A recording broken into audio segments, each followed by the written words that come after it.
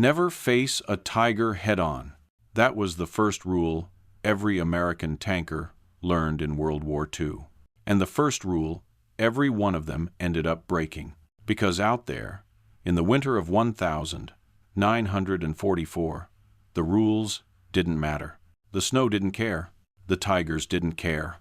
And for a farm boy named Dale Hutchins, the only thing that mattered was surviving the next 30 seconds. December 18th, 1944, Bastogne, Belgium. The wind howled through the Ardennes, carrying the smell of diesel, steel, and fear. Inside a Sherman tank called Iron Faith, 5 men waited in silence, listening for the sound that haunted every crew. The deep, mechanical growl of a Tiger I. Its 88mm gun could kill a Sherman at a mile. The Sherman's own 75mm? It couldn't even scratch the Tiger's front armor. When the Tiger appeared through the white haze, it wasn't just a tank. It was judgment itself, crawling on treads. The Sherman's commander, Sergeant Bill Cordell, whispered into the intercom, "Dale, if that Tiger fires first, we're done." They all knew it. Every Allied manual said the same thing: avoid frontal combat, call for air support, wait for tank destroyers. But in Bastogne, surrounded and freezing, there were no planes, no reinforcements, just 5 men and a machine that was outgunned, out-armored, and out of luck. Hutchins squinted through the frozen sight. He was 22, a farm mechanic from Nebraska who had never seen snow like this, never seen death so close. He steadied his breath. "Target front," Cordell said. "Range, 1100. The Tiger's turret moved slow, deliberate, the kind of movement that told you the man inside knew he was untouchable. "Fire!" The Sherman roared. The shell bounced clean off the Tiger's glacis plate. Sparks burst. Metal screamed. The Tiger's gun turned toward them. The next second lasted an eternity. Then came the flash. The blast threw the Iron Faith backward into a shallow ditch. The shockwave crushed the air from their lungs. Outside, a nearby Sherman was nothing but flame. Inside, 5 men clung to life inside a metal furnace, barely holding together. For a moment, everything went quiet again, except for the slow creak of the hull cooling in the snow. Hutchins wiped frost from his faceplate and stared at the burning wreck in front of him. He could still see the Tiger moving through the smoke, untouched. He whispered under his breath, "There has to be a way." Not a prayer, not desperation, a statement, a promise. Because while generals were busy writing reports and factories were rolling out tanks by the hour, somewhere in that frozen chaos, a farm boy was beginning to think differently. Not like a soldier, like a mechanic. He didn't have blueprints or orders. He had wire, welding scars on his hands, and a mind that refused to accept impossible. And in the days that followed, that defiance would create something no engineer had designed, no commander had authorized, and no Tiger crew would ever see coming. A stupid idea, they would call it, until it started killing Tigers. By December 1944, the Western Front had become a factory of fire. American armor divisions rolled east through ruined villages, confident in numbers but haunted by a name whispered through every radio: Tiger. The German Tiger I wasn't just another tank. It was a monster built from obsession, 57 tons of hardened steel, thick armor angled to deflect almost anything the Allies could throw at it. Its 88mm gun didn't just destroy, it erased. At 2,000 yards, it could rip a Sherman apart before the Americans even knew they'd been spotted.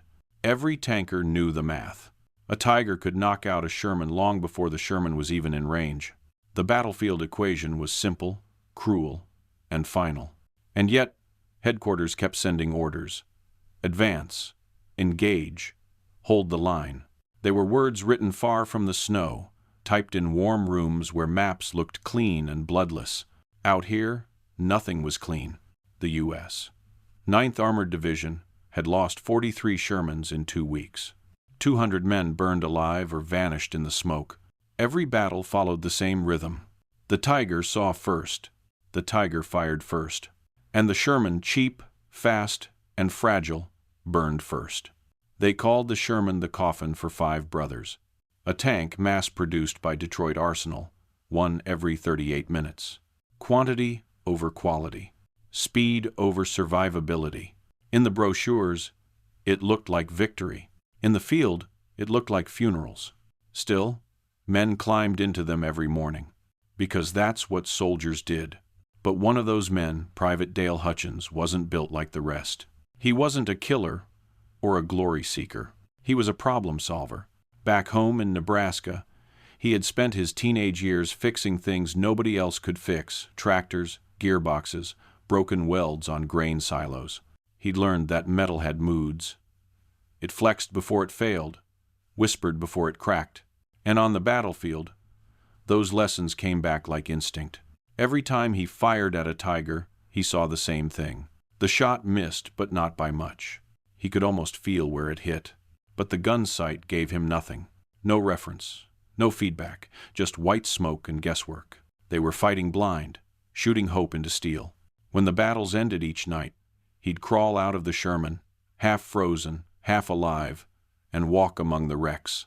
He'd run his gloved hand across the holes in burnt armor, studying angles, penetration marks, trajectories. He wasn't searching for glory, he was studying failure. And failure had a pattern. He noticed that when multiple rounds struck the same plate, even the tiger's mighty armor started to distort. Repeated impact created fractures the eye couldn't see. Stress built up like pressure in a pipe until finally it gave. The problem was hitting the same spot twice, at battlefield distance, with smoke, recoil, and panic. Accuracy was a dream. No tank sight on Earth could track a tiger that fast. But what if there was a way to see where every shot landed? Instantly, even through smoke? That question wouldn't leave his mind. It haunted him through the freezing nights, through the sound of artillery, through the metallic cough of the Sherman's engine. He couldn't stop thinking like a mechanic. If he could mark the shot visually, somehow he could correct faster. 3 shells in the same spot. Steel breaks under repetition. It always does. He started sketching in the dirt beside the tank lines. Circles, ideas. His commander saw him and shook his head. "Stop drawing, Nebraska. No one outsmarts a tiger." But Hutchins wasn't listening. He didn't want to outsmart it. He wanted to out-engineer it. And soon he would. Because somewhere in that frozen camp, beneath the flicker of a half-dead generator, a pair of farmers' hands were about to build something no army manual had ever imagined. A trick so simple, so stupid, and so brilliant, that it would turn the weakest tank in Europe into the most dangerous hunter on the field. The night before Christmas Eve, 1944, the Ardennes were silent again. The kind of silence that only comes after too much screaming. Snowflakes fell through the smoke, settling over burnt metal like an unholy peace. Inside the ruined camp, Private Dale Hutchins sat beside his tank with a wrench in one hand and a thought he couldn't escape. Around him, other crews drank from tin cups, trying to warm their hands and forget the day. He didn't join them. He was staring at the gun barrel, cold, lifeless, mocking him. 3 days of fighting, 3 near deaths, and every time they fired, the same story: miss, adjust, die. The Shermans weren't losing because they lacked courage. They were losing because they were blind. Hutchins muttered, almost to himself, "If you can't see your mistakes, you can't fix them." It was something his father used to say while fixing engines back on the farm. When metal cracked, it always told you why if you looked close enough. But here, in war, everything happened too fast. One shot, and the tiger vanished in smoke. No one knew where the shell landed, whether it hit high, low, left, right. And without that feedback, every next shot was just luck. Luck doesn't win wars. That night, the temperature dropped to -15. Hutchins pulled his jacket tighter and walked around the tank. The steel moaned in the cold. He stared at the gun mantlet, tracing his fingers along the seams. The faint reflection of the generator light glimmered across the metal. Then it hit him. He remembered his father's torch, the way heat made steel glow, outlining every imperfection. He remembered the welding wire curling in the flame, forming bright lines against the dark. And suddenly, something connected. He could use that glow. If he could create a simple visual frame around the muzzle, something that lit up each time they fired. The gunner could track where the shell hit through the sight. No guesswork, no praying, just raw feedback. He ran back to the camp scrap pile and began digging through frozen crates. Bolts, screws, a twisted radio antenna. Then he found 4 pieces of baling wire from a broken crate lid. Old, rusted, but straight enough. He cut them to length with his pocket knife, teeth clenched from the cold. He heated the torch, sparks flickering blue against the snow. The men nearby shouted at him. "Hey, Nebraska, what the hell are you doing?" "Fixing something," he replied without looking up. He welded the 4 wires around the tank's gun, one on each corner like a crosshair outside the sight. When the gun fired, the muzzle flash would light them for half a second. The glow would form a reference grid, a glowing square through which the gunner could see exactly where his shot went. He stepped back, wiped frost from his face, and stared at the crude invention. It looked ridiculous. Just a few thin wires on a war machine.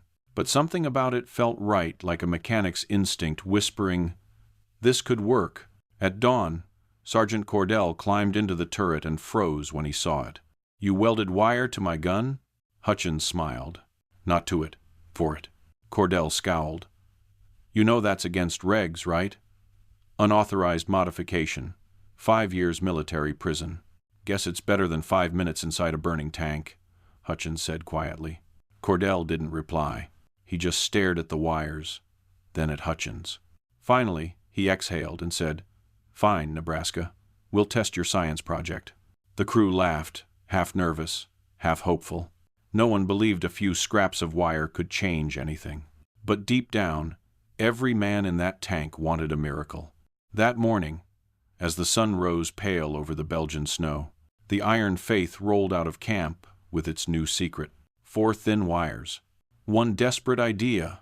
And before the day was over, that stupid idea would do what no Allied manual ever taught.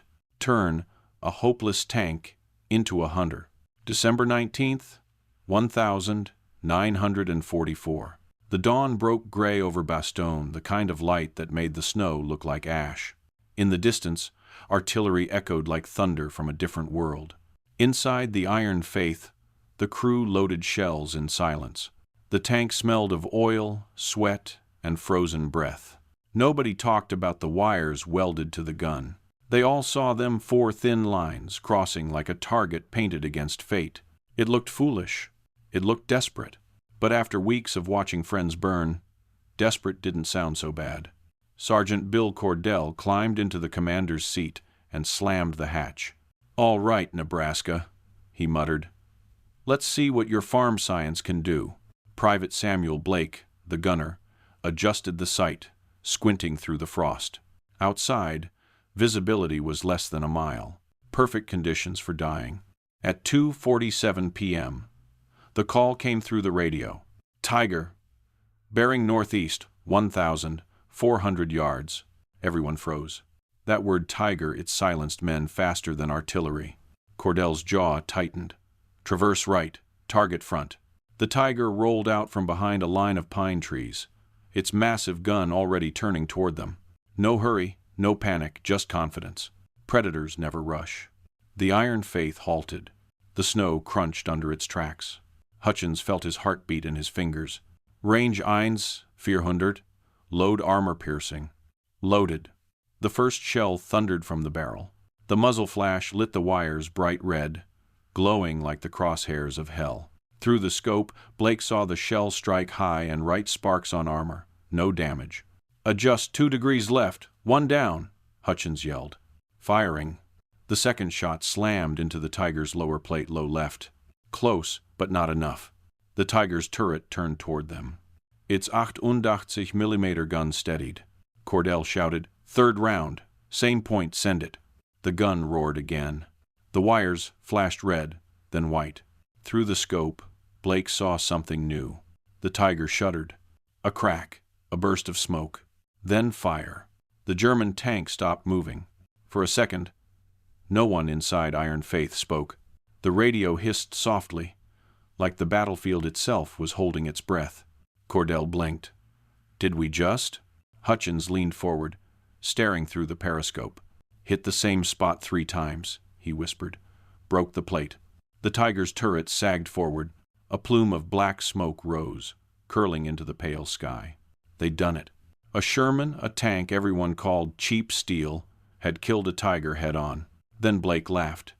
It started quiet, then grew until everyone was laughing. Not joy, disbelief. For the first time in months, they weren't prey. But the field didn't stay quiet for long. Another Tiger appeared from the tree line. Cordell steadied his voice. "Same range. Let's see if lightning strikes twice. 3 rounds. 3 flashes. 1 explosion. 2 Tigers burned before sunset. 0 Sherman losses." That night, the crews gathered around the Iron Faith. Word spread fast. Men from other platoons came to see the strange wires welded to its gun. They ran their hands along the metal, shaking their heads. One of them said, "It's stupid, but it works." Another replied, "Then it's not stupid." By morning, 14 Shermans in the 9th Armored Division had copied the modification. The battlefield had changed not because of an order, but because one man decided to think differently. When the after-action report reached headquarters, the colonel underlined one line written in pencil. Engagement time reduced by 60%. Accuracy improved beyond expectations. They didn't know about the wires. They didn't need to. What mattered was that something had shifted. A spark of ingenuity had become a weapon. And as the snow kept falling over Belgium, the Tigers of the Wehrmacht learned a new truth. The simplest ideas could be the deadliest. By the morning of December 20th, word had already spread. Not through orders or memos, but through whispers, through tank crews huddled around campfires, pointing at the gun of the Iron Faith and saying, "You see that? Nebraska's trick actually works." In a world ruled by command chains and manuals, that whisper was rebellion, and it was contagious. By noon, 14 Shermans across the 9th Armored Division had copied Hutchins's modification. Some used fencing wire, some used radio cables, others stripped copper from destroyed trucks. Every one of them welded a glowing cross around their gun mantlet, 4 thin lines of defiance against German steel. They called it the Farmer's Grid, a name born out of sarcasm, but it stuck, because deep down, every man who welded that grid believed in it. Not because it was regulation, but because it had kept one crew alive when physics said they should have been dead. When the next battle came, it wasn't luck anymore. It was science raw, improvised science. The Shermans advanced through the tree line, engines growling beneath the snow. When the first Tiger appeared on the horizon, the grid flashed red again, and for the second time, the impossible repeated itself. 3 rounds, same impact, same result. The Tiger stopped moving. A young lieutenant shouted over the radio, "Copy that? 2 kills. Same method. It's working." That transmission traveled faster than any official order.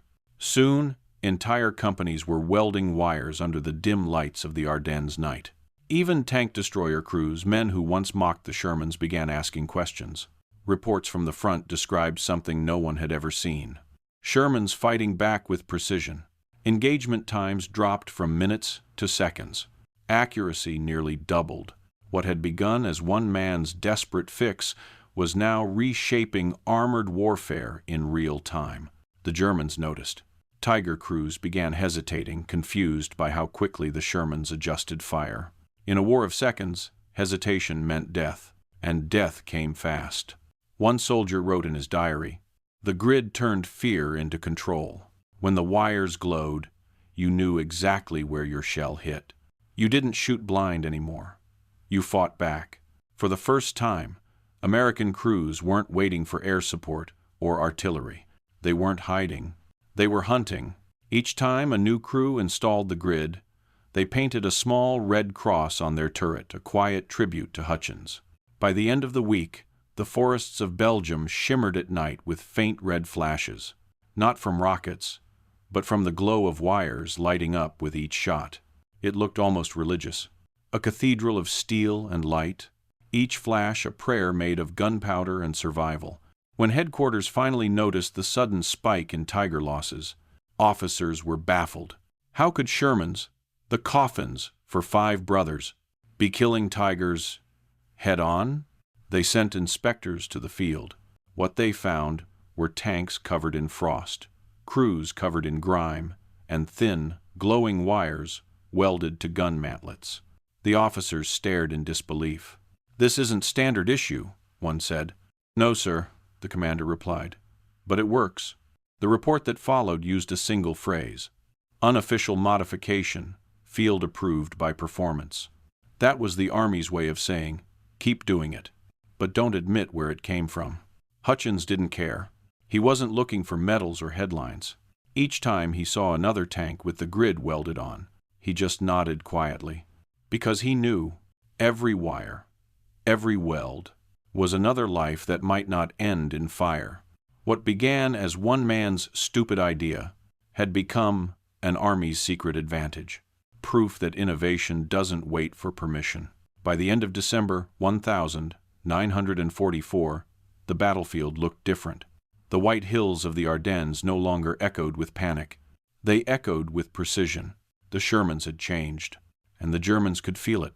What began as a whisper had turned into a doctrine. Across the 9th Armored Division, from Bastogne to the Meuse River, hundreds of tanks now carried the farmer's grid. The crude, glowing wires that once looked ridiculous were now the symbol of a turning tide. Tiger crews who once advanced with arrogance now approached with hesitation. They'd seen too many of their comrades burn. They didn't know why the Shermans were suddenly faster, sharper, deadlier. But they could see it in the flashes, the precise, rhythmic bursts of return fire. The Americans weren't shooting wild anymore. They were aiming back. January 2nd, 1945. Snow fell thick over a valley north of Bastogne. The 37th Tank Battalion was advancing 30 Shermans moving in formation, engines rumbling like distant thunder. At the head of the column was Lieutenant Colonel Creighton Abrams, a man who had seen too much death to believe in miracles. But even he couldn't ignore what he was seeing through his binoculars. Tigers, once untouchable, were now dying in minutes. One by one, they burned under the same pattern. 3 shots, same spot penetration. No air cover, no tank destroyers. Just Shermans with glowing wires and crews who finally had an edge. Abrams turned to his adjutant. "What in God's name are they doing different?"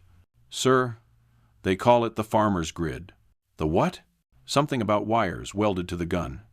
Started down in the 9th Division." Abrams didn't answer. He just watched another Tiger burst into flame through the snow and whispered, "Whatever it is, tell every crew to copy it." By January 5th, nearly 60 Shermans in the 3rd Army carried the modification. A system born from one farm mechanic had spread across an army of thousands. Field reports called it remarkably effective. Engagement time reduced by more than half. Accuracy beyond expected range. And perhaps most importantly, confidence restored. Because in war, numbers on paper don't win battles. Belief does. When soldiers believe they can win, physics starts bending in their favor. Hutchins didn't talk about it much. While others celebrated, he kept working, adjusting the wires, improving alignment, helping other crews weld their own grids. He moved tank to tank, torch in hand, his breath turning to steam in the cold. No one saluted him. No one ordered him to do it. He just did. Men began calling him Doc Steele. Some said he carried a spark of Patton's madness. Others said he was just stubborn. But everyone agreed on one thing. Whatever he had built, it worked. By mid-January, German command began reporting unusual Allied accuracy across multiple sectors. Interception logs mentioned rapid correction fire, something the Wehrmacht had never faced before. The Tiger crews grew paranoid. Some even mistook the wire glow for experimental optics or laser sights. Fear crept into the machines that once ruled the battlefield. And fear not, armor decides who survives.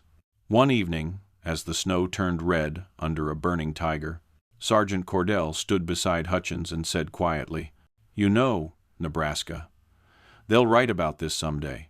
Hutchins shook his head. "No, they won't. They don't write about farmers.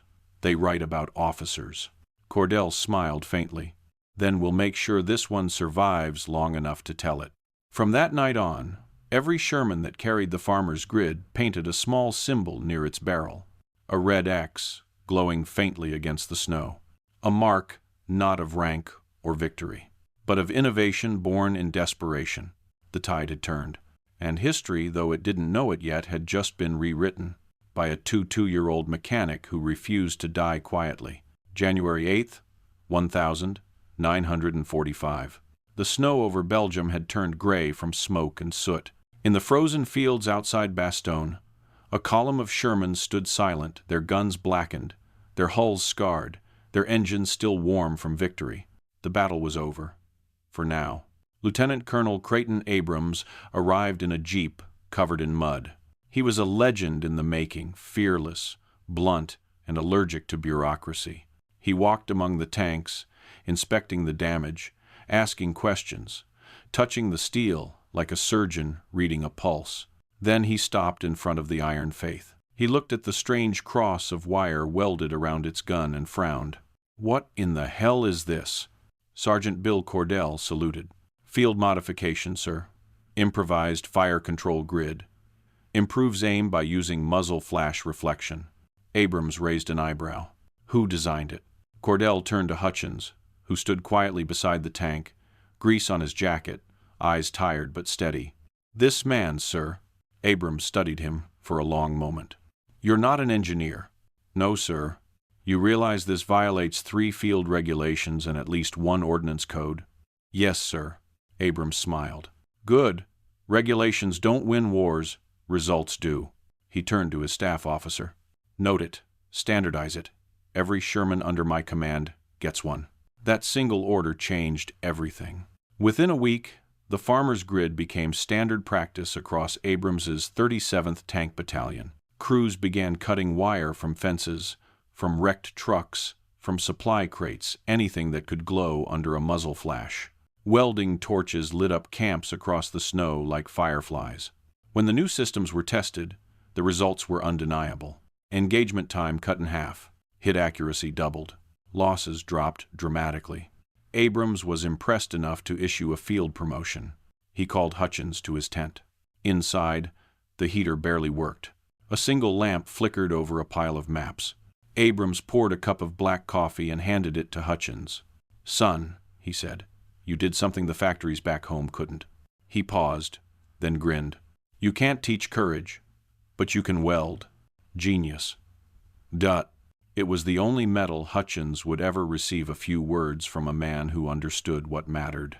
When word reached higher command, the Ordnance Department sent investigators. They interviewed officers, studied the tanks, wrote long technical reports. They praised rapid-fire correction, enhanced precision, and innovation under field conditions. Then they classified it. When the final paperwork arrived in Washington, the name Hutchins was gone, replaced with the phrase, "Field modifications by unit maintenance personnel." The genius of one man became the property of the system. His idea, stripped of his name, buried under layers of military language. When Sergeant Cordell showed him the report, Hutchins only smiled. "They erased you," Cordell said bitterly. Hutchins shook his head. "Names don't stop shells. Steel does." He went back to work, cleaning the barrel, tightening the bolts, preparing for the next battle. Recognition wasn't why he built it. He built it so men could live long enough to go home. A week later, he watched as another Sherman, with the grid rolled past him, the crew waving. On the side of its turret, someone had painted the words, "Farmer's Science." He laughed. For a moment, in the middle of that frozen graveyard of Europe, it almost felt like peace. But wars don't remember the quiet ones. They remember the generals, the speeches, the victories, not the farm boy with welding scars who outsmarted the impossible. By February 1945, the tide of war had turned. The snow that once buried the Ardennes in white was now black with soot and memory. Shermans rolled east through shattered villages. The men inside no longer whispered about tigers. They hunted them. The farmer's grid had spread beyond the 9th and 37th Battalions. Reports confirmed over 800 tanks now carried the modification. Some were welded perfectly, others crudely hammered together, but all of them worked. For the first time since Normandy, Allied tank crews spoke of confidence instead of fear. It wasn't air support, or numbers, or luck. It was precision born from desperation, sharpened by survival. And yet, even as it saved lives, no one outside the battlefield knew its name. In reports, it was simply called Visual Fire Alignment Aid. No mention of Nebraska. No mention of the boy who welded it in the dark. In March, General George S. Patton himself inspected the Third Army's Shermans. He noticed the thin wires glinting under the morning light. He circled one tank, curious, and asked, "Who authorized this modification?" An officer replied, "Field Innovations, sir, local mechanic." Patton grinned. "Good. I like men who fix problems faster than headquarters can write them." He ordered every operational Sherman in his command to adopt the system. By April 1945, nearly every tank from Luxembourg to the Rhine carried it. The tiger's reign was over. The hunters had become the hunted. But when victory came, when Berlin fell, when the guns went silent, the grid disappeared from the story. The official histories credited tactics, logistics, and industrial might. The paperwork filed under temporary field modification was boxed away, never reissued. No documentaries, no headlines, no statues, just silence. The soldiers who had lived because of it went home, told their families about a farmer's trick that helped them aim faster, then got jobs, built lives, and stopped talking about the war. And Hutchins, the man who started it all, he didn't stay in Europe to chase medals or politics. He boarded a ship back to America, quietly carrying the same duffel bag he'd brought to Bastogne. Inside, among the worn gloves and letters, were the last 4 pieces of baling wire he'd never used. He returned to his father's farm in Nebraska. The land hadn't changed, the same fields, the same fences, the same wind, but he had. He went back to fixing tractors, welding broken plows, and mending engines. People in town knew him as the kid who fought in the war. No one knew he'd changed it. Sometimes, at dusk, neighbors would see the faint glow of his welding torch through the barn window. He never spoke about the grid, but when the flame hit steel, he'd pause, watching the orange lines flicker, just like those wires in Belgium. Maybe he was remembering. Maybe he was saying goodbye. Years later, when the war was long over and the world had forgotten the names of battles, a few veterans still spoke of it. In reunions and letters, they'd tell stories that history books never printed. One man wrote, "They say the Sherman won through numbers. I say it won because one farm boy refused to stop thinking." That line was never quoted by generals or politicians, but it survived, passed from one old soldier to another, like a secret only those who had seen fire could understand. The war had been written by nations, but saved. Again and again, by individuals whose names never made the page. And among those, somewhere in the quiet plains of Nebraska, one name was written not on paper, but on steel. The war ended in spring. The world exhaled for the first time in 6 years. Europe was broken, but free. Factories switched from making tanks to making tractors. Men who had lived as soldiers returned to being sons, husbands, fathers. But some things didn't end. They just faded quietly into the background, like old ghosts too humble to haunt. The farmer's grid was one of them. No museum display, no mention in textbooks. It became one of those battlefield miracles that only the survivors remembered. And even they spoke of it less and less, until silence covered it, the same way snow had once covered the fields of Bastogne. Dale Hutchins lived another 40 years. He never called himself a hero, never told the story for money or fame. When neighbors asked about the war, he'd shrug and say, "Cold, loud, but we did our job." He built a small workshop beside the barn, a place filled with the smell of oil and burnt steel. He fixed broken engines for anyone who asked, refused payment from widows, and spent quiet evenings watching the sun set behind the cornfields. Sometimes, when the wind was right, you could hear the faint crackle of his welding torch, the same rhythmic hiss that once kept him alive in Belgium. And maybe, in that light, he saw not tractors or plows, but the silhouettes of tanks in the snow. History never noticed him. But legacy doesn't need permission. Every mechanic who finds a better way, every soldier who improvises under fire, every mind that refuses to surrender to circumstance, they all carry a spark of the same defiance. Hutchins didn't just change how Shermans fought. He proved something far greater. That genius isn't born in laboratories or polished offices. It's born in cold nights, under pressure, with fear pounding in your chest and no one coming to save you. In 1982, long after he passed, a group of historians found a forgotten report in the Army archives. A single line caught their eye. Unofficial modification improved Sherman engagement rate by 3-2. Origin uncertain. They never found the name. Only a note scribbled in the margin by an anonymous officer. Some farm kid in the Ardennes figured it out. That was all. No rank, no medal. Just proof that somewhere, one man's stubborn mind had bent history without ever asking for credit. So maybe that's the real lesson of the farmer's grid. That progress rarely comes from those in command. It comes from the ones in the mud, the ones who refuse to die quietly, the ones who still think when everyone else gives up. Because innovation isn't a luxury. It's survival with purpose. And sometimes, the smartest ideas look stupid, right up until they save your life. The camera fades to the sound of wind over steel. Snow drifts across the old fields of Nebraska.